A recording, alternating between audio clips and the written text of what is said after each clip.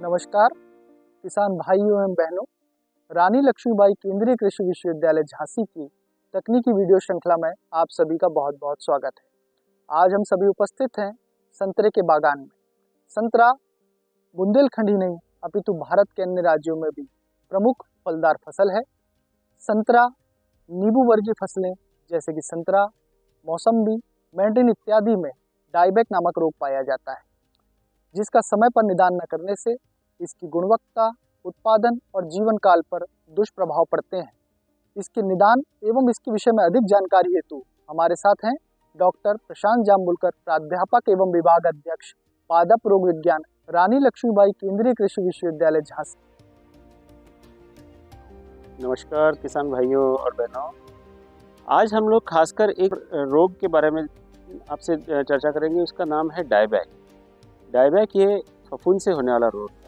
इसमें पौधे की टहनियाँ शीर्ष से ऊपर से नीचे की ओर सूखते हुए आती है। यहाँ देख रहे हो ये टहनी देखिए ऊपर से नीचे की ओर सूखते हुए आ रही है। इसी अवस्था में आपको इस रोग को पहचानने की आवश्यकता है। यह रोग इसी तरह से आगे चलते हुए इस टहनी में प्रसारित होगा। और जैसा कि आप देख रहे हैं ये टहनियाँ सूखी हैं, ये सूखी हुई टहनियाँ दिख रही है। यह एक इसी रोग का उग्र रूप है। इन सूखती हुई टहनियों को हमें नियंत्रण में लाने के लिए यह करना है कि जहाँ तक टहनियाँ सूख रही है उस भाग से हमें उसे और 2-4 सेंटीमीटर नीचे इसे काट देना है। काटने के बाद कॉपर ऑक्सीक्लोराइड 2 ग्राम प्रति लीटर पानी के हिसाब से सबसे पहले उसका छिड़काव करना जरूरी है, ताकि उन कटे हुए भाग पर किसी और फफूंद का प्रादुर्भाव ना। साथ ही हफ्ते भर के बाद आपको दूसरा छिड़काव करना है कार्बेंडाजिम।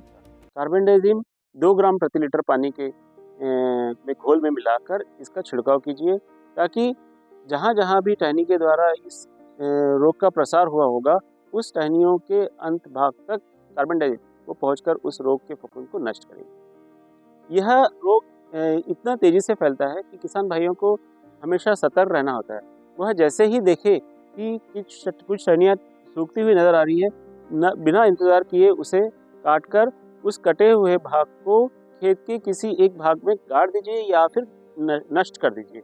अगर उसे आप किसी तरह ऐसे ही छोड़ देंगे तो वह उन कटे हुए टहनियों पर और प्रसारित होकर अन्य स्वस्थ फसलों पौधों को नुकसान पहुंचाएगा। यह रोग संतरे के अलावा मौसम्बी, नींबू और संतरा प्रजाति के सभी पौधों पर यह रोग डायबैक आ सकता है।